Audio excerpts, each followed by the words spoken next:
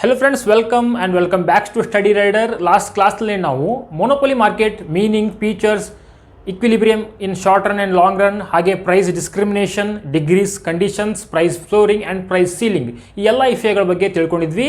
ಇವತ್ತಿನ ಕ್ಲಾಸ್ನಲ್ಲಿ ನಾವು ಇಂಪರ್ಫೆಕ್ಟ್ ಕಾಂಪಿಟೇಷನ್ ಮಾರ್ಕೆಟ್ನಲ್ಲಿ ಬರ್ತಕ್ಕಂಥ ಇನ್ನೊಂದು ಮಾರ್ಕೆಟ್ ಅದು ಯಾವುದಪ್ಪ, ಮೊನೊಪೊಲಿಸ್ಟಿಕ್ ಕಾಂಪಿಟೇಷನ್ ಮಾರ್ಕೆಟ್ ಅಥವಾ ಸ್ವಾಮಿಯುತ ಪೈಪೋಟಿ ಮಾರುಕಟ್ಟೆ, ಈ ಒಂದು ವಿಷಯದ ಬಗ್ಗೆ ಇವತ್ತಿನ ಕ್ಲಾಸ್ನಲ್ಲಿ ತಿಳ್ಕೊಳ್ಳೋಣ. ಮೊದಲಾಗಿ what is monopolistic competition market? Monopolistic competition market is an imperfect market situation where large numbers of buyers and sellers exist and selling differentiated product with a non-price competition. Large numbers of buyers and sellers are there in the market, selling differentiated product and non-price competition. 3 factors ಭಾಳ important ಆಗ್ತವೆ ಇಲ್ಲಿ ಮೀನಿಂಗನ್ನು understand ಮಾಡ್ಕೊಳ್ಳುವಾಗ. ಹಾಗೆ ಕನ್ನಡದಲ್ಲಿ ಸ್ವಾಮಿಯುತ ಮಾರುಕಟ್ಟೆ, ಸ್ವಾಮಿಯುತ ಪೈಪೋಟಿ ಮಾರುಕಟ್ಟೆಯು ಒಂದು ಅಪರಿಪೂರ್ಣ ಪೈಪೋಟಿ ಮಾರುಕಟ್ಟೆ ಪರಿಸ್ಥಿತಿಯಾಗಿದ್ದು ಇಲ್ಲಿ ಅಧಿಕ ಪ್ರಮಾಣದ ಮಾರುವವರು ಮತ್ತು ಕೊಳ್ಳುವವರು ಇರ್ತಾರೆ. ಹಾಗೆ ವಿಭಿನ್ನ ಅಥವಾ ವೈಶಿಷ್ಟ್ಯ ರೀತಿಯ ವಸ್ತುಗಳನ್ನು ಬೆಲೆ ರಹಿತ ಸ್ಪರ್ಧೆಯೊಂದಿಗೆ ಮಾರ್ತಾ ಇರ್ತಾರೆ. ಬೆಲೆ ರಹಿತ ಸ್ಪರ್ಧೆ ಇರ್ತದೆ, ವಿಭಿನ್ನ ಮತ್ತು ವೈಶಿಷ್ಟ್ಯ ವಸ್ತುಗಳನ್ನು ಇಲ್ಲಿ ಮಾರ್ತಾ ಇರ್ತಾರೆ. ಹಾಗೆ ಅಧಿಕ ಪ್ರಮಾಣದ ಮಾರುವವರು ಮತ್ತು ಕೊಳ್ಳುವವರು ಈ ಒಂದು ಮಾರ್ಕೆಟ್ನಲ್ಲಿ ಇರ್ತಾರೆ. ಇದಕ್ಕೆ ನಾವೇನಂತ ಕರಿತೀವಿ, ಮೊನೊಪೊಲಿಸ್ಟಿಕ್ ಕಾಂಪಿಟೇಷನ್ ಮಾರ್ಕೆಟ್ ಅಥವಾ ಸ್ವಾಮಿಯುತ ಪೈಪೋಟಿ ಮಾರುಕಟ್ಟೆ ಅಂಥೇಳಿ ಕರಿತೀವಿ. ಹಾಗಿದ್ರೆ ಇದರದ್ದು ಫೀಚರ್ಸನ್ನು ನೋಡೋಣ. ಲಕ್ಷಣಗಳನ್ನು ನೋಡಿದರೆ ಈ ಒಂದು ಮಾರ್ಕೆಟ್ ಬಗ್ಗೆ ಹೆಚ್ಚಿನದಾಗಿ ತಿಳಿದುಕೊಳ್ಬೋದು. ಮೊದಲನೇ ಲಕ್ಷಣ ಅಥವಾ ಫೀಚರ್ ಏನಪ್ಪಾ ಅಂತಂದ್ರೆ, large numbers of buyers and sellers are there in the market. ಅಧಿಕ ಪ್ರಮಾಣದ ಮಾರುವವರು ಮತ್ತು ಕೊಳ್ಳುವವರು ಇರ್ತಾರೆ. As compare to perfect competition market, ನಾವು ಪರಿಪೂರ್ಣ ಪೈಪೋಟಿ ಮಾರುಕಟ್ಟೆಗೆ ಕಂಪೇರ್ ಮಾಡಿದಾಗ ಅವ್ರಿಗಿಂತ ಕಡಿಮೆ ಜನನ ಇರ್ತಾರೆ. ಇಲ್ಲಿ ಪರಿಪೂರ್ಣ ಪೈಪೋಟಿ ಮಾರುಕಟ್ಟೆಯಲ್ಲಿ ಅಧಿಕ ಪ್ರಮಾಣದ ಮಾರುವವರು ಮತ್ತು ಕೊಳ್ಳುವವರು ಇದ್ದರು, ಅವರಿಗೆ ಕಂಪೇರ್ ಮಾಡಿದರೆ ಸ್ವಲ್ಪ ಕಡಿಮೆ ಜನನ ಇರ್ತಾರೆ. ಇಲ್ಲಿ ಏನಾಗ್ತದಪ್ಪ ಅಂತಂದ್ರೆ, ಎರಡನೇ ಪಾಯಿಂಟನ್ನು ನೋಡಿದಾಗ ಗೊತ್ತಾಗುತ್ತೆ. ಎರಡನೇ ಲಕ್ಷಣ ಏನಪ್ಪ ಅಂತಂದ್ರೆ, ಅದು ಫ್ರೀ ಎಂಟ್ರಿ ಆ್ಯಂಡ್ ಎಕ್ಸಿಟ್ ಇರ್ತದೆ. ಫ್ರೀ ಎಂಟ್ರಿ ಆ್ಯಂಡ್ ಎಕ್ಸಿಟ್ ಅಂತಂದರೆ ಸ್ವತಂತ್ರ ಆಗಮನ ಮತ್ತು ನಿರ್ಗಮನ ಇರ್ತದೆ. ಶಾರ್ಟ್ ರನ್ನಲ್ಲಿ ಏನಾದರೂ ಲಾಸ್ ಆದರೆ ಈ ಒಂದು ಮಾರ್ಕೆಟನ್ನು ಬಿಟ್ಟು ಹೋಗ್ಬೋದು, ಅಥವಾ ಪ್ರಾಫಿಟ್ ಆದರೆ ಈ ಒಂದು ಮಾರ್ಕೆಟ್ನಲ್ಲಿ ಇರ್ಬೋದು. ಸೂಪರ್ ನಾರ್ಮಲ್ ಪ್ರಾಫಿಟ್ ಆದರೆ ಅದನ್ನು ಕೂಡ ಅನುಭವಿಸ್ಬೋದು. ಇನ್ನು ಥರ್ಡ್ ಪಾಯಿಂಟ್ ಅಥವಾ ಥರ್ಡ್ ಫೀಚರ್ಸ್ ಬಂದರೆ, ಡಿಫ್ರೆನ್ಷಿಯೇಟೆಡ್ ಪ್ರಾಡಕ್ಟ್ ಅಥವಾ ವಿಭಿನ್ನ ಅಥವಾ ವೈಶಿಷ್ಟ್ಯ ವಸ್ತುಗಳನ್ನು ಈ ಒಂದು ಮಾರ್ಕೆಟ್ನಲ್ಲಿ ಮಾರ್ತಾ ಇರ್ತಾರೆ. ಎಕ್ಸಾಂಪಲ್ ಏನಪ್ಪ ಈ ಒಂದು ಮಾರ್ಕೆಟಿಗೆ ಅಂತಂತಂದರೆ, ಸೋಪ್ ಮ್ಯಾನುಫ್ಯಾಕ್ಚರಿಂಗ್ ಕಂಪ್ನೀಸ್ ಆಗಿರ್ಬೋದು ಅಥವಾ ಸೋಪ್ ಸೆಲ್ಲಿಂಗ್ ಕಂಪ್ನೀಸ್ ಆಗಿರ್ಬೋದು. ನೋಡಿರಿ, ಎಲ್ಲ ಸೋಪ್ಗಳದ್ದು ಏನಾಗಿರ್ತದೆ, ಫೀಚರು ಮೈ ತೊಳ್ಕೊಳ್ಳೋದು ಫೀಚರ್ ಆಗಿರ್ತದೆ, ಅಥವಾ ಕ್ಲೀನಿಂಗ್ ಇದ್ರೆ ಅದರ ಫೀಚರ್ ಆಗಿರ್ತದೆ. ಬಟ್ ಅವ್ರು ಏನು ಮಾಡ್ತಾರೆ, ಡಿಫ್ರೆನ್ಷಿಯೇಟ್ ಮಾಡ್ತಾರೆ. ಯಾವುದ್ರೊಳಗೆ ಡಿಫ್ರೆನ್ಷಿಯೇಟ್ ಮಾಡ್ತಾರೆ ಅಂತಂದರೆ, ಅದು ಪ್ರೈಸಿಂಗ್ ಆಗಿರ್ಬೋದು, ಬ್ರ್ಯಾಂಡಿಂಗ್ ಆಗಿರ್ಬೋದು, ಪ್ಯಾಕೇಜಿಂಗ್ ಆಗಿರ್ಬೋದು, ಕ್ವಾಲಿಟಿ ಆಗಿರ್ಬೋದು, ಅಥವಾ ಅಡ್ವರ್ಟೈಸಿಂಗ್ ಆಗಿರ್ಬೋದು. ಈ ಎಲ್ಲ ಮಾನದಂಡಗಳಿಂದ ಅವುಗಳನ್ನು ಡಿಫ್ರೆನ್ಷಿಯೇಟ್ ಮಾಡ್ತಾರೆ, ವಿಭಿನ್ನ ಮಾಡ್ತಾರೆ. ಅವುಗಳ ಯೂಸೇಜ್ ಒಂದೇ ಆಗಿದ್ದರೂ ಕೂಡ, ಫಂಕ್ಷನ್ ಒಂದೇ ಆಗಿದ್ದರೂ ಕೂಡ, ಅವುಕುರ್ದ ಅವೈಲಬಿಲಿಟಿ, ಪ್ಯಾಕೇಜಿಂಗ್, ಬ್ರ್ಯಾಂಡಿಂಗ್ ಮತ್ತು ಅದರದ್ದು ಅಡ್ವರ್ಟೈಸ್ಮೆಂಟ್ ಇವೆಲ್ಲವುಗಳಲ್ಲಿ ಡಿಫ್ರೆನ್ಷಿಯೇಟ್ ಮಾಡ್ತಾರೆ. ಒಂದು ವಸ್ತುವಿನ ಬಳಕೆ ಒಂದೇ ಆಗಿದ್ದರೂ ಕೂಡ ಅವುಗಳನ್ನು ಮಾರ್ಕೆಟ್ನಲ್ಲಿ ಅಥವಾ ಕಸ್ಟಮರ್ಗೆ ತೋರಿಸುವಂಥ ರೀತಿಯಲ್ಲಿ ಡಿಫ್ರೆನ್ಷಿಯೇಟ್ ಮಾಡೋದಕ್ಕೆ ಏನಂತಾರೆ, ವಸ್ತು ವಿಭಿನ್ನತೆ ಅಂಥೇಳಿ ಕರೀತಾರೆ. ನೆಕ್ಸ್ಟ್ ಪಾಯಿಂಟ್ ಬಂತಂತಂದರೆ, ಈ ಒಂದು ಮಾರ್ಕೆಟ್ನಲ್ಲಿ ಸೆಲ್ಲಿಂಗ್ ಕಾಸ್ಟ್ ಇರ್ತದೆ. ಸೆಲ್ಲಿಂಗ್ ಕಾಸ್ಟ್ ಅಂತಂದರೆ ಮಾರಾಟ ವೆಚ್ಚ ಈ ಒಂದು ಮಾರ್ಕೆಟ್ನಲ್ಲಿ ಇರ್ತದೆ. ಮಾರಾಟ ವೆಚ್ಚ ಅಂತಂದರೆ ಅಡ್ವರ್ಟೈಸ್ಮೆಂಟ್ ಕಾಸ್ಟ್ ಇಲ್ಲಿ ಆ್ಯಡ್ ಆಗ್ತದೆ. ಅಡ್ವರ್ಟೈಸ್ಮೆಂಟ್ ಪ್ರಚಾರದ ವೆಚ್ಚ ಈ ಒಂದು ಮಾರ್ಕೆಟ್ನಲ್ಲಿ ಆ್ಯಡ್ ಆಗ್ತದೆ. ಪ್ರಚಾರದ ವೆಚ್ಚ ಅಂತಂದರೆ ನಾನು ಈಗಾಗಲೇ ಹೇಳಿದೆ, ಸೋಪ್ನಲ್ಲಿ ಎಷ್ಟು ಕಂಪ್ನಿಗಳಿದ್ದಾವೆ ನಿಮಗೆಲ್ಲ ಗೊತ್ತದ. ಒಂದು ಲಕ್ಸ್ ಅದ, ಇನ್ನೊಂದು ಸಂತೂರ್ ಅದ, ಇನ್ನೊಂದು ಡೆಟಾಲ್ ಅದ, ಹೀಗೆ ಡವ್ ಅದ, ಹೀಗೆ ಡಿಫ್ರೆಂಟ್ ಏನದ ಸೋಪ್ಸ್ ಅದಾವೆ. ಬಟ್ ಅವು ಕುರಿತೆಲ್ಲ ಯೂಸೇಜ್ ಒಂದೇ ಆಗಿದ್ದರೂ ಕೂಡ ಡಿಫ್ರೆನ್ಷಿಯೇಟ್ ಯಾವುದರಲ್ಲಿ ಮಾಡ್ತಾರೆ.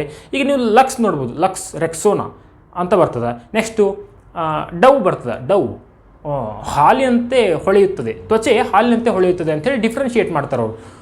ಸಂತೂರ್ ಮಮ್ಮಿ ಅದು ಮದರ್ನ ತೋರಿಸಿ ಡಿಫ್ರೆನ್ಷಿಯೇಟ್ ಮಾಡ್ತಾರೆ, ಅಂದರೆ ನಿಮ್ಮ ಕಾಂತಿ ಹೊಳಿತೇನ ಇರ್ತದ ಅಂಥೇಳಿ.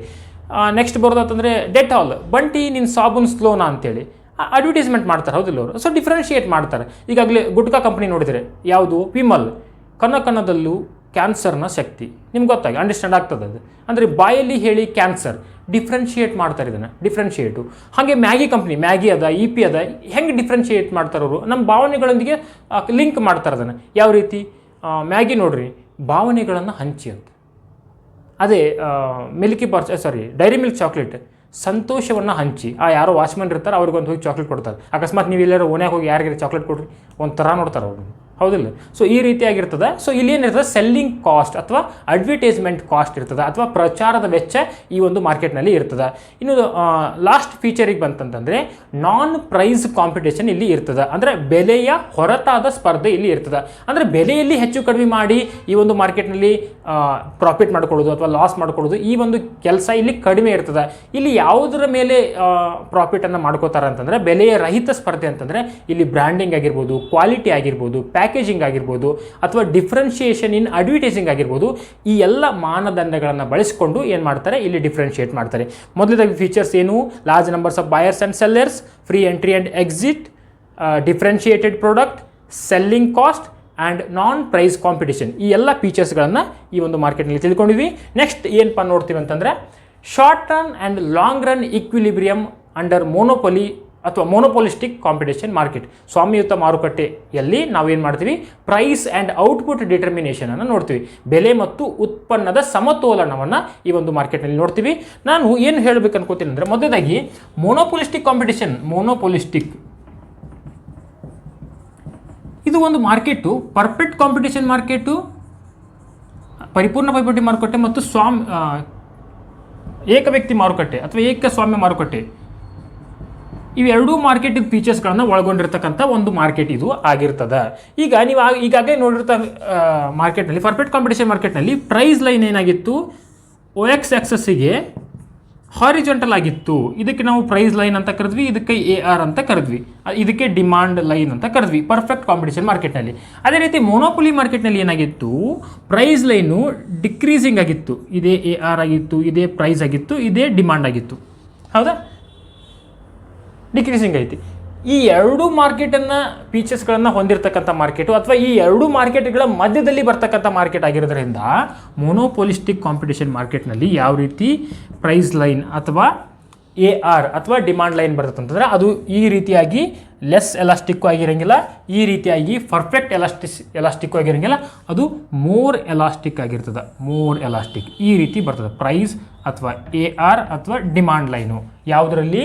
ಮೋನೋಪೊಲಿಸ್ಟಿಕ್ ಕಾಂಪಿಟೇಷನ್ ಮಾರ್ಕೆಟ್, ಸ್ವಾಮ್ಯಯುತ ಪೈಪೋಟಿ ಮಾರುಕಟ್ಟೆಯಲ್ಲಿ ಬೆಲೆಯ ರೇಖೆ ಅಥವಾ AR ಅಥವಾ ಬೇಡಿಕೆ ರೇಖೆ ಆ ರೀತಿಯಾಗಿ ಸಾಗುತ್ತೆ. ಮೋರ್ ಎಲಾಸ್ಟಿಕ್, ಅಧಿಕ ಸ್ಥಿತಿ ಸ್ಥಾಪಕತ್ವವನ್ನು ಹೊಂದಿರತಕ್ಕಂಥ ಮಾರ್ಕೆಟ್ ಆಗಿರ್ತದೆ. ಇನ್ನು ನೆಕ್ಸ್ಟ್ ಬರೋದಂತಂದರೆ equilibrium, price and output determination in short run ಅನ್ನು ನೋಡೋಣ. ಶಾರ್ಟ್ ರನ್ ಅಂದರೆ ಅಲ್ಪಾವಧಿಯಲ್ಲಿ ಬೆಲೆ ಮತ್ತು ಉತ್ಪನ್ನ ನಿರ್ಧಾರ. ಶಾರ್ಟ್ ರನ್ನಲ್ಲಿ ಏನಾಗ್ತದಪ್ಪ ಅಂತಂದರೆ ಮೂರು ರೀತಿಯಾದಂಥ ಸಿಚುವೇಶನ್ ಆಗ್ತವೆ. ಶಾರ್ಟ್ ರನ್ನಲ್ಲಿ ಒಂದು ಸೂಪರ್ ನಾರ್ಮಲ್ ಪ್ರಾಫಿಟ್ ಆಗ್ತದೆ, ಸೂಪರ್ ನಾರ್ಮಲ್ ಪ್ರಾಫಿಟ್. ಇಲ್ಲಿ ಕಡಿಮೆ ಸಮಯ ಇರೋದ್ರಿಂದ ಯಾವುದೇ ಹೊಸ ಮಾರ್ಕೆಟಿಂದ ಎಂಟ್ರಿ ಆಗೋದು ಅಥವಾ ಈ ಒಂದು ಮಾರ್ಕೆಟಿಂದ ಹೋಗಲಿಕ್ಕೆ ಸಾಧ್ಯ ಆಗದೇ ಇರೋದ್ರಿಂದ ಮೂರು ರೀತಿಯಾದಂಥ ಸಿಚುವೇಶನ್ಗಳಾಗ್ತವೆ ಇಲ್ಲಿ. ಒಂದು normal profit, super normal profit, third one loss. Super normal profit ಅಂತಂದ್ರೆ ಅತ್ಯಧಿಕ ಲಾಭ, ನಾರ್ಮಲ್ ಪ್ರಾಫಿಟ್ ಅಂತಂದ್ರೆ ಸಾಮಾನ್ಯ ಲಾಭ, ಲಾಸ್ ಅಂತಂದರೆ ನಷ್ಟ. ಸೂಪರ್ ನಾರ್ಮಲ್ ಪ್ರಾಫಿಟ್ ಯಾವಾಗ ಆಗ್ತದಪ್ಪ ಅಂತಂದ್ರೆ ಎವರೇಜ್ ರೆವೆನ್ಯೂ ಜಾಸ್ತಿ ಇದ್ದು ಎವರೇಜ್ ಕಾಸ್ಟ್ ಕಡಿಮೆ ಇದ್ದಾಗ. ಅಂತಂದರೆ ನಮ್ಮ ಸರಾಸರಿ ಆದಾಯ ಸರಾಸರಿ ವೆಚ್ಚಕ್ಕಿಂತ ಹೆಚ್ಚಿರಬೇಕು. ನಾರ್ಮಲ್ ಪ್ರಾಫಿಟ್ ಅಂತಂದರೆ AR = AC ಅಂತಂದರೆ ಸರಾಸರಿ ಆದಾಯ ಸರಾಸರಿ ವೆಚ್ಚಕ್ಕೆ ಸಮನಾಗಿರಬೇಕು. ಇನ್ನು ಲಾಸ್ ಅಂತಂದರೆ ಎವರೇಜ್ ಕಾಸ್ಟ್ ಜಾಸ್ತಿ ಇರುತ್ತೆ, ವೆಚ್ಚನ ಜಾಸ್ತಿ ಇದ್ದು ಯಾವುದಕ್ಕಿಂತ ರೆವೆನ್ಯೂಕ್ಕಿಂತ ಆದಾಯಕ್ಕಿಂತ ಜಾಸ್ತಿ ಇರಬೇಕು. ಆ ಒಂದು ಸಮಯದಲ್ಲಿ ಏನಾಗ್ತದೆ, ಶಾರ್ಟ್ ರನ್ ಅಲ್ಪಾವಧಿಯಲ್ಲಿ ಏನಾಗ್ತದಪ್ಪ, ಇವೆಷ್ಟು ಈಕ್ವಿಲಿಬ್ರಿಯಂ ಪಾಯಿಂಟ್ಸ್ಗಳು ಬರ್ತಾ ಹೋಗ್ತವೆ. ಮೊದಲದಾಗಿ ನಾವು ಏನು ನೋಡೋಣ ಅಂತಂದ್ರೆ ಸೂಪರ್ ನಾರ್ಮಲ್ ಪ್ರಾಫಿಟ್, ಅತ್ಯಧಿಕ ಲಾಭವನ್ನು ನೋಡೋಣ. ನಾವು ಈಕ್ವಿಲಿಬ್ರಿಯಂ ಹೆಂಗೆ ಹಾಕೋದು ಅಂತ ನಿಮ್ಗೆ ಗೊತ್ತದ, ಈಗಾಗಲೇ ತಿಳಿಸಿರೋ ಹಾಗೆ. ಇದು OY ಆಕ್ಸಸ್ ಆಗಿರಲಿ, ಇದು OX ಆಕ್ಸಸ್ ಆಗಿರಲಿ, X ಆಕ್ಸಸ್ Y ಆಕ್ಸಸ್, ಇದು 0 ಅಥವಾ O ಆಗಿರಲಿ. ಈಗ ನಾವು ತಿಳಿಸಿರೋ ಹಾಗೆ AR ಮೋರ್ ಎಲಾಸ್ಟಿಕ್ ಆಗಿರ್ತದೆ, ಇದು AR ಆಗಿರಲಿ. ಪ್ರತಿಯೊಂದು ಘಟಕವನ್ನು ಮಾರಬೇಕಂತಂದ್ರೆ ಮೊದಲಿನ ಪ್ರೈಸ್ಗಿಂತ ಕಡಿಮೆ ಪ್ರೈಸಿಗೆ ಮಾರಬೇಕು. ಸೊ ಅದಕ್ಕೆ ಏನಾಗಿರ್ತದೆ, MR ಕೂಡ ಅದಕ್ಕಿಂತ ಡೌನ್ವರ್ಡ್ ಸ್ಲೋಪಿಂಗ್ ಆಗಿರ್ತದೆ, ಇದು MR. ಹೌದಾ? ನಾವು ಈಕ್ವಿಲಿಬ್ರಿಯಂ ಹಾಕಬೇಕಂದ್ರೆ ಎರಡು ಕಂಡೀಷನ್ಸ್ಗಳಿದ್ದಾವೆ. ಕಂಡೀಷನ್ಸ್ ನೆನಪಿರಬೇಕು. ಕಂಡೀಷನ್ಸ್ ಕ್ರಮಗಳು ಏನು? ಮೊದಲೇ ಕಂಡೀಷನ್ ಏನು, MR equals to M C, ಇದು ಫಸ್ಟ್ ಕಂಡೀಷನ್. ನಂತರ M C cuts M R from below. ಸೀಮಾಂತ ಆದಾಯ ಸೀಮಾಂತ ವೆಚ್ಚಕ್ಕೆ ಸಮನಾಗಿರಬೇಕು. ಸೀಮಾಂತ ವೆಚ್ಚ ರೇಖೆ ಸೀಮಾಂತ ಆದಾಯ ರೇಖೆಯನ್ನು ಕೆಳಗಿನಿಂದ ಕಟ್ ಮಾಡಬೇಕು. ಇವೆರಡು ಏನು ಈಕ್ವಿಲಿಬ್ರಿಯಮ್ ಕಂಡೀಷನ್ಸು. ಈ ಈಕ್ವಿಲಿಬ್ರಿಯಮ್ ಕಂಡೀಷನ್ನ ಸ್ಯಾಟಿಸ್ಫೈ ಮಾಡಿದಾಗ ಏನು ಬರ್ತದೆ ನೋಡಿರಿ, M R equals to M C ಆಗಬೇಕಂದ್ರೆ M C cuts M R ಆಗಬೇಕು. ಸೊ ಎಮ್ ಆರ್ ಕರ್ವ್ನ ಎಮ್ ಸಿ ಕರ್ವ್ ಕೆಳಗಿನಿಂದ ಕಟ್ ಮಾಡ್ತದೆ. ಇದು ಏನು ಈಕ್ವಿಲಿಬ್ರಿಯಮ್ ಪಾಯಿಂಟ್. ಈಕ್ವಿಲಿಬ್ರಿಯಮ್ ಪಾಯಿಂಟ್ ಇದು.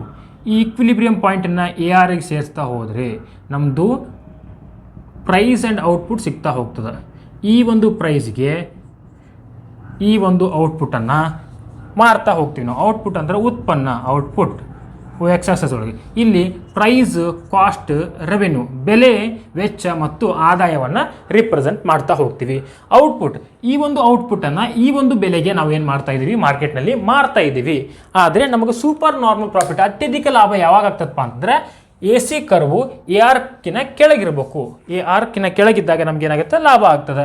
ಸೊ ನಾವು ಎ ಆರ್ ಜಾಸ್ತಿ ಇದ್ದು ಎ ಸಿ ಕಡಿಮೆ ಇರಬೇಕಂತಂದರೆ ಎ ಸಿ ಕರ್ವ್ ಎಲ್ಲಿ ಬರಬೇಕು ಅಂತ ವಿಚಾರ ಮಾಡಬೇಕು. ಇದನ್ನು ನಾನು ಏನು ಮಾಡ್ತಿದ್ದೀನಪ್ಪ ಅಂತಂದರೆ A C average cost curve. Average cost ಇದು ಶಾರ್ಟ್ರನಲ್ಲಿ ನೋಡ್ತಾ ಇದ್ದೀವಿ. ಎವರೇಜ್ ಕಾಸ್ಟ್ ಕರ್ವ್ ಎಲ್ಲದ, ಇಲ್ಲಿ ಬಂದದ ಈ ಪಾಯಿಂಟಿಗೆ. ಸೊ ಎವರೇಜ್ ಕಾಸ್ಟ್ ಕರ್ವ್ ಎಲ್ಲಿ ಪಾಯಿಂಟ್ ಔಟ್ ಆಗೈತಲ್ಲ ಅದನ್ನು ಕೂಡಿಸ್ತಾ ಹೋಗ್ರಿ. ಇದಕ್ಕೂ ಒಂದು ವ್ಯಾಲ್ಯೂ ಕೊಡ್ರಿ, ಎಸ್ ಟಿ ಅಂತ ರಿಪ್ರೆಸೆಂಟ್ ಮಾಡೋದಂತೀವಿ. ಈಗ ನಮಗೆ ಗೊತ್ತಿರೋ ಹಾಗೆ ಸೂಪರ್ ನಾರ್ಮಲ್ ಪ್ರಾಫಿಟ್ನಲ್ಲಿ average revenue more than average cost. Average revenue ಏನದ, ಒ ಪಿ ಆರ್ ಕ್ಯೂ ಅದ. ಈ ಒಂದು ಭಾಗ O P R Q, O P R Q. ಇದರಾಗಿ ಇರ್ತಕ್ಕಂಥ ಈ ಕೆಳಗಿನ ಭಾಗ ಏನು, ಕಾಸ್ಟ್, ಇದು ವೆಚ್ಚ, ಇದು ಎಸ್ ಟಿ ರಿಪ್ರೆಸೆಂಟ್ ಮಾಡಿರಿ. ಎ ಆರ್ ಏನದ, O P R Q, O P R Q minus O S T Q, O S T Q. ವೆಚ್ಚ ಇಷ್ಟದ. ಸೊ ನಮಗೆ ಲಾಭ ಎಷ್ಟಾಗೈತಿ super normal profit, average revenue ಮತ್ತು ಎವರೇಜ್ ಕಾಸ್ಟ್ ನಡುವೆ ಡಿಫ್ರೆನ್ಸ್ ಐತಲ್ಲ, ಇದೇನಿದು ಸೂಪರ್ ನಾರ್ಮಲ್ ಪ್ರಾಫಿಟ್, ಅತ್ಯಧಿಕ ಲಾಭ. ಅದೇನಪ್ಪ ಅಂತಂದ್ರೆ S P R T. S P R T ಇದು ಏನು, ಸೂಪರ್ ನಾರ್ಮಲ್ ಪ್ರಾಫಿಟ್. ಶಾರ್ಟ್ರನಲ್ಲಿ ನಮಗೆ ಈ ರೀತಿಯಾಗಿ ಸೂಪರ್ ನಾರ್ಮಲ್ ಪ್ರಾಫಿಟ್ ಆಯಿತು. ನೆಕ್ಸ್ಟ್ ಬರೋದೇನಪ್ಪ ಅಂದ್ರೆ ನಾರ್ಮಲ್ ಪ್ರಾಫಿಟ್. ನಾರ್ಮಲ್ ಪ್ರಾಫಿಟ್ ಹಾಕೋದು ಕೂಡ ಸಿಂಪಲ್ ಅದ, ನೋಡುವಂತ್ರಿ ಅಂತ. Average revenue equals to average cost ಆಗಿರ್ತದೆ. ಅಲ್ಲಿ ನೀವು ರೆಗ್ಯುಲರ್ ಆಗಿ ಪ್ರಾಕ್ಟೀಸ್ ಮಾಡ್ತಾ ಹೋದರೆ ಈಸಿಯಾಗಿ ಹಾಕ್ಬೋದು. ಇದು graph. Output, price, cost, revenue. A ಆರನ್ನು ಡ್ರಾ ಮಾಡ್ತೀವಿ. ಎ ಆರ್ ಇದು ಎಮ್ ಆರ್ ಕರ್ವ್, ಅದಕ್ಕಿಂತ ಕೆಳಗೆ ಬರ್ತದೆ ಎಮ್ ಆರ್ ಕರ್ವ್. ಕಂಡೀಷನ್ ಗೊತ್ತದ, M R equals to M C, M C cuts M R from below. So M C cuts M R from below, M C curve. So ಈ ಒಂದು ಪಾಯಿಂಟಿಗೆ ನಮ್ಮದು equilibrium ಸಿಗ್ತದೆ. Equilibrium point ಇದನ್ನು A ಆರ್ಗೆ ಸೇರಿಸ್ತಾ ಹೋದ್ರೆ ನಮ್ಮದು ಪ್ರೈಸ್ ಆ್ಯಂಡ್ ಔಟ್ಪುಟ್ ಡಿಟರ್ಮಿನೇಷನ್ ಆಗ್ತದೆ. ಬೆಲೆ ಮತ್ತು ಉತ್ಪನ್ನ ನಿರ್ಧಾರ ಆಗ್ತದೆ. P R Q 0. ಓಕೆ, ಈ ಒಂದು ಬೆಲೆಗೆ ನಾವೇನು ಮಾಡ್ತಾ ಇದ್ದೀವಿ, ವಸ್ತುಗಳನ್ನು ಮಾರ್ತಾ ಇದ್ದೀವಿ. ಬಟ್ ನಮಗೇನಾಗಿದೆ, ಸಿಚುವೇಶನ್ ಒಳಗೆ ಸಾಮಾನ್ಯ ಲಾಭ ಆಗಿದೆ. ಸಾಮಾನ್ಯ ಲಾಭ ಅಂತಂದರೆ A R equals to A C ಆಗಿರ್ತದೆ. ಸೊ ಎ ಸಿ ಕರ್ವ್ ಎಲ್ಲಿ ಬರಬೇಕು, ಎ ಆರ್ ಕರ್ವ್ನ ಟಚ್ ಮಾಡಬೇಕು, ಟ್ಯಾಂಜೆಂಟ್ ಆಗಿರಬೇಕು. ಎ ಆರ್ ಕರ್ವ್ ಇದು ಎ ಸಿ, ಎ ಆರ್ ಕರ್ವ್ನ ಇಲ್ಲಿ ಟಚ್ ಮಾಡಿದೆ, ಟಾಂಜೆಂಟ್ ಆಗಿದೆ, ಟಚ್ ಆಗಿದೆ. ಸೊ ಇಲ್ಲಿ ಏನಾಯಿತು, A R equals to A C ಆಯಿತು. ಎ ಆರ್ ಅಂದರೆ ಏನದ, ಒ ಪಿ ಆರ್ ಕ್ಯೂ ಅದ. ಒ ಪಿ ಆರ್ ಕ್ಯೂ ಅದ ಈಕ್ವಲ್ಸ್ ಟು ಎ ಸಿ ಎಷ್ಟದ, ಇದು ಕೂಡ ಸೇಮ್ ಅದ, ಒ ಪಿ ಆರ್ ಕ್ಯೂ ಅದ. ಸೊ ಹಂಗಿದ್ರೆ ನಾರ್ಮಲ್ ಪ್ರಾಫಿಟ್ ಆಗ್ತದೆ, ಸಾಮಾನ್ಯ ಲಾಭ ಆಗ್ತದೆ. ಹಾಗೆ ರೀತಿ ಶಾರ್ಟ್ರನಲ್ಲಿ ಇನ್ನೊಂದು ಫೀಚರ್ಸ್, ಇನ್ನೊಂದು ಪರಿಸ್ಥಿತಿ ಏನಾಗ್ತದಪ್ಪ ಅಂತಂದ್ರೆ ಲಾಸ್ ಆಗ್ತದೆ. A R equal to A C ಆದರೆ ಏನು, ನಾರ್ಮಲ್ ಪ್ರಾಫಿಟು. ಈಗ ಲಾಸ್ ಆಗ್ತದೆ. ಲಾಸ್ ಸಿಚುವೇಶನ್ ಯಾವ ರೀತಿ ಬರ್ತದೆ, ಸಿಂಪಲ್ ಆಗಿ ಡ್ರಾ ಮಾಡಿಬಿಡೋಣ. ಏನು ಲಾಸ್, ಏನು ನೋಡ್ತಾ ಇದ್ದೀವಿ, ಇದಾಯಿತು ಕಂಪ್ಲೀಟ್. ಇವಾಗ ಇದನ್ನು ನೋಡ್ತಾ ಇದ್ದೀವಿ, ಲಾಸ್. ಲಾಸ್ ಯಾವ ರೀತಿ ಆಗ್ತದೆ, ಎವರೇಜ್ ಕಾಸ್ಟ್ ಹೆಚ್ಚಿಗೆ ಇದ್ದು ಎವರೇಜ್ ರೆವೆನ್ಯೂ ಕಡಿಮೆ ಇರಬೇಕು. ಇದು ಒ ವೈ ಆಕ್ಸಸ್ ಆಗಿರಲಿ, ಇದು ಒ ಎಕ್ಸ್ ಆಕ್ಸಸ್ ಆಗಿರಲಿ. O Y, O X. ಇದು ಔಟ್ಪುಟ್, ಇದು ಪ್ರೈಸ್, ಕಾಸ್ಟ್, ರೆವೆನ್ಯೂ, ಬೆಲೆ, ವೆಚ್ಚ ಹಾಗೂ ಆದಾಯ. ಎ ಆರ್ ಕರ್ವ್ ಇದು M R curve condition, M R equals to M C cuts M R from below. So M C ಕರ್ವ್ನ ನಾವಿಲ್ಲಿ ಈ ರೀತಿ ಹಾಕ್ತೀವಿ, ಎಮ್ ಸಿ ಕರ್ವ್. ಈಗ ಈ ಒಂದು ಪಾಯಿಂಟನ್ನು ಸೇರ್ತಾ ಹೋದರೆ ನಮಗೆ ಪ್ರೈಸಿಂದ ಔಟ್ಪುಟ್ ಡಿಟರ್ಮಿನೇಷನ್ ಆಗ್ತದೆ. ಬಟ್ ಲಾಭ ಆಗುತ್ತೋ ಲುಕ್ಸಾನ್ ಆಗುತ್ತೋ ಅಂತ ನಾವು ಏನು ಮಾಡಬೇಕು, ಎ ಸಿ ಹಾಕಿದ ಮೇಲೆ ಗೊತ್ತಾಗುತ್ತೆ. ಪ್ರೈಸ್ ಆ್ಯಂಡ್ ಔಟ್ಪುಟ್ ಡಿಟರ್ಮಿನೇಷನ್ ಎಲ್ಲಾಯಿತು, ಈ ಒಂದು ಪಾಯಿಂಟ್ ಆಯಿತು ಪಿ ಆರ್ ಕ್ಯೂ, ಇದು ಈಕ್ವಿಲಿಬ್ರಿಯಮ್ ಪಾಯಿಂಟು. ಈಗ ನಮಗೇನಾಗೈತಿ, ಲಾಸ್ ಆಗೈತೆ ಅಂತ ಹೇಳಿದ್ದಾರೆ. ಲಾಸ್ ಅಂದ್ರೆ ಏನಾಗಬೇಕು, ನಮ್ಮ ಆದಾಯಕ್ಕಿಂತ ಕಾಸ್ಟ್ ಜಾಸ್ತಿ ಇರಬೇಕು. ಕಾಸ್ಟ್ ಜಾಸ್ತಿ ಆಗ್ಬೇಕಂತಂದ್ರೆ ನಮ್ಮದು ಎ ಸಿ ಕರ್ವ್ ಎಲ್ಲಿ ಬರ್ತದೆ, ಎವರೇಜ್ ರೆವೆನ್ಯೂ ಕರ್ವ್ಕಿನ ಮ್ಯಾಲೆ ಬರ್ತದೆ. ಎವರೇಜ್ ರೆವೆನ್ಯೂ ಕರ್ವ್ಕಿನ ಮ್ಯಾಲೆ ಬರ್ತದೆ A C curve. A C ಕರ್ವ್ದು ಮಿಡ್ ಪಾಯಿಂಟ್ ಒಳಗೆ ಕಟ್ ಆದಂಗೆ ನೋಡಿಕೊಂಡು ನಾವು ಏನು ಮಾಡಬೇಕು, ಡ್ರಾ ಮಾಡ್ಬೇಕಾಗ್ತದೆ. ಅರ್ಥ ಆಯ್ತಾ? ಇದು ಯಾಕೆ ಇಲ್ಲಿ ಬರ್ತದೆ ಸರ್ ಅಂತಂದರೆ, ಎ ಸಿ ಕರ್ವ್ದು ಮಿನಿಮಮ್ ಪಾಯಿಂಟಿಗೆ ಎಮ್ ಸಿ ಕರ್ವ್ ಕಟ್ ಆಗಿರಬೇಕು. ಅದನ್ನು ನಾವು ಅಂಡರ್ಸ್ಟ್ಯಾಂಡ್ ಮಾಡಿಕೊಂಡು ಈ ಥರ ಎ ಸಿ ಕರ್ವ್ನ ಹಾಕಬೇಕು. ಆನಂತರ ಏನಾಗೈತಿ, ಎ ಆರ್ಕಿನ ಎ ಸಿ ಜಾಸ್ತಿ ಇರೋದ್ರಿಂದ ಈ ಒಂದು ಪಾಯಿಂಟನ್ನು ಎಕ್ಸ್ಟೆಂಡ್ ಮಾಡ್ತಾ ಹೋಗಬೇಕು. ಎಕ್ಸ್ಟೆಂಡ್ ಮಾಡ್ತಾ ಹೋದರೆ ಎ ಸಿ ಕರ್ವ್ ಟಚ್ ಆಗಿದ್ದು ಒಂದು ಪಾಯಿಂಟ್ ಸಿಗ್ತದೆ. ಅದನ್ನು ನಾವೇನು ಮಾಡಬೇಕು, ರಿಪ್ರೆಸೆಂಟ್ ಮಾಡ್ತಾ ಹೋಗಬೇಕು. ಇದೇನು ಎಸ್ ಮತ್ತು ಟಿ ಅಂತ ರಿಪ್ರೆಸೆಂಟ್ ಮಾಡೋದಂತ. ಹೌದಾ? ಈಗ ನಮಗೇನು, A C is more than A R, ಹಿಂಗಿದ್ದಾಗ ಏನಾಗ್ತದೆ, ಲಾಸ್ ಆಗ್ತದೆ. ಸೊ ಎ ಸಿ ಏನದ, ಇದಷ್ಟು ಭಾಗ ಏನಾಯಿತು, ಎ ಸಿ ಆಯಿತು. ಇದ್ರಾಗ ಅರ್ಧ ಭಾಗ ಏನಾಯಿತು, ಸ್ವಲ್ಪ ಭಾಗ ಎ ಆರ್ ಆಯಿತು. ಎ ಸಿನ ರಿಪ್ರೆಸೆಂಟ್ ಮಾಡೋಣ, O S T Q, O S T Q minus O P R Q, O P R Q. ಇದ್ರಾಗ ಇದನ್ನು ಕಳೆದ್ರೆ ಏನು ಉಳಿತೈತಿ, ಪಿ ಎಸ್ ಟಿ ಆರ್ ಉಳಿತೈತಿ. ಪಿ ಎಸ್ ಟಿ ಆರ್ ಏನಾಗಿರ್ತೈತಿ, ಇದು ಲಾಸ್ ಆಗಿರ್ತದ. ಏನು, ಪಿ ಎಸ್ ಟಿ ಆರ್, ಇದೇನಾಗಿತ್ತು, ಹಾಗಿದ್ರೆ ಲಾಸ್ ಆಗಿತ್ತು. ಲಾಸ್ ನಿಮಗೆ ಈಸಿಯಾಗಿ ಅಂಡರ್ಸ್ಟ್ಯಾಂಡ್ ಆಯಿತು ಅಂತ ತಿಳ್ಕೊಳ್ತೀನಿ. ಎವರೇಜ್ ಕಾಸ್ಟ್ ಕರ್ವ್ ಎವರೇಜ್ ರೆವೆನ್ಯೂಕಿನ ಜಾಸ್ತಿ ಇತ್ತಂದರೆ ಅದು ಲಾಸ್ ಸಿಚುವೇಶನ್ ಆಗಿರ್ತದೆ. ನಾವು ಶಾರ್ಟ್ ರನ್ ಒಳಗೆ ಈ ಅಷ್ಟು ಸಿಚುವೇಶನನ್ನು ನೋಡಿದ್ವಿ. ಶಾರ್ಟ್ ರನ್ನಲ್ಲಿ ಸೂಪರ್ ನಾರ್ಮಲ್ ಪ್ರಾಫಿಟ್ ಆಗಿತ್ತು, ನಾರ್ಮಲ್ ಪ್ರಾಫಿಟ್ ಆಗಿತ್ತು, ಲಾಸ್ ಆಗಿತ್ತು. ಹಾಗಿದ್ರೆ ಲಾಂಗ್ ರನ್ನಲ್ಲಿ ಏನಾಗ್ತದೆ ಅಂತೇಳಿ, ಲಾಂಗ್ ರನ್ನಲ್ಲಿ ಮೊನೋಪೊಲಿಸ್ಟಿಕ್ ಕಾಂಪಿಟೇಷನ್ ಮಾರ್ಕೆಟ್ನಲ್ಲಿ ಏನಾಗ್ತದೆ, ದೀರ್ಘಾವಧಿಯಲ್ಲಿ ಸ್ವಾಮ್ಯಯುತ ಮಾರುಕಟ್ಟೆಯಲ್ಲಿ ಬೆಲೆ ಮತ್ತು ಉತ್ಪನ್ನವು ಯಾವ ರೀತಿ ನಿರ್ಧಾರ ಆಗ್ತದಪ್ಪ ಅಂತಂದ್ರೆ, ಈಗ ಲಾಂಗ್ ರನ್ ಇತ್ತಂದ್ರೆ ಅಧಿಕ ಸಮಯ ಇರ್ತದೆ ನಮಗೆ. ಅಕಸ್ಮಾತ್ ಶಾರ್ಟ್ ರನ್ನಲ್ಲಿ ಪ್ರಾಫಿಟ್ ಆಗ್ತಾ ಇತ್ತು ಅಥವಾ ಸೂಪರ್ ನಾರ್ಮಲ್ ಪ್ರಾಫಿಟ್ ಆಗ್ತಾ ಇತ್ತಂತಂದ್ರೆ ಎಲ್ಲ ಫರ್ಮ್ಗಳು ಈ ಒಂದು ಮಾರ್ಕೆಟಿಗೆ ಬರ್ತಾವೆ. ಓಕೆ, ಅದೇ ರೀತಿ ಇಲ್ಲಿ ಏನಾದರೂ ಲಾಸ್ ಆಗ್ತಾ ಇತ್ತಂದ್ರೆ ಈ ಒಂದು ಮಾರ್ಕೆಟಿಂದ ಹೋಗ್ತಾವೆ. ಸೊ ಈಸಿಯಾಗಿ ಬರೋದು ಈಸಿಯಾಗಿ ಹೋಗೋದು ಇರೋದ್ರಿಂದ ಲಾಂಗ್ ರನ್ನಲ್ಲಿ ಮೊನೋಪೊಲಿಸ್ಟಿಕ್ ಕಾಂಪಿಟೇಷನ್ ಮಾರ್ಕೆಟ್ನಲ್ಲಿ ಏನಾಗ್ತದಪ್ಪ ಅಂತಂದ್ರೆ ನಾರ್ಮಲ್ ಪ್ರಾಫಿಟ್ ಆಗ್ತದೆ. ನಾರ್ಮಲ್ ಪ್ರಾಫಿಟ್ ಲಾಂಗ್ ರನ್ನಲ್ಲಿ ಸಾಮಾನ್ಯ ಲಾಭ. ಸಾಮಾನ್ಯ ಲಾಭ ಯಾವಾಗ ಆಗ್ತದೆ, average revenue equals to average cost.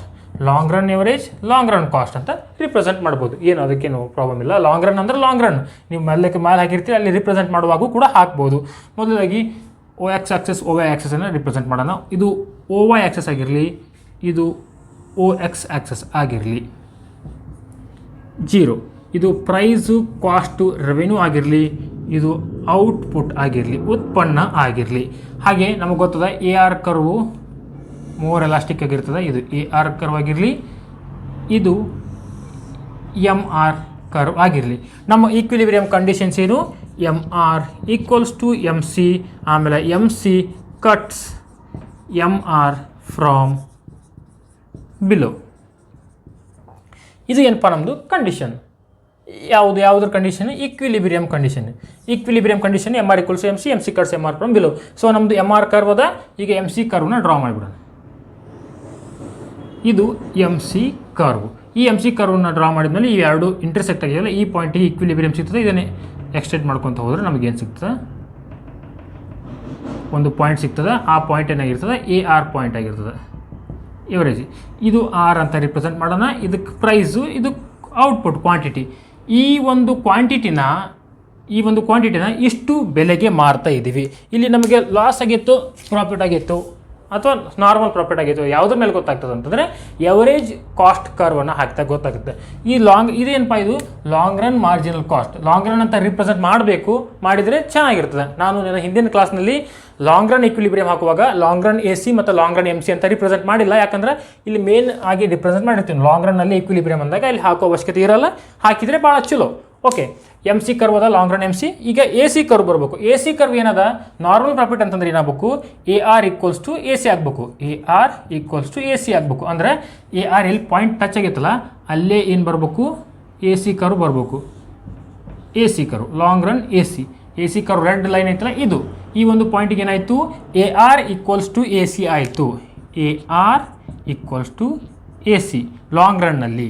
So O P R Q ಈ ಒಂದು ವಸ್ತುಗಳನ್ನು ಅಥವಾ ಔಟ್ಪುಟ್ಟನ್ನು ಈ ಒಂದು ಬೆಲೆಗೆ ಮಾರ್ತಾ ಇದ್ದೀವಿ. ಅಷ್ಟೇ ಪ್ರಮಾಣದ ಏನಾಗ್ತಾ ಇದೆ ನಮಗೆ ವೆಚ್ಚ ಕೂಡ ತಗಲ್ತಾ ಇದೆ ಅಂತಂದರೆ ನಾರ್ಮಲ್ ಪ್ರಾಫಿಟ್ ಏನು ಒ ಪಿ ಆರ್ ಕ್ಯೂ. ಒ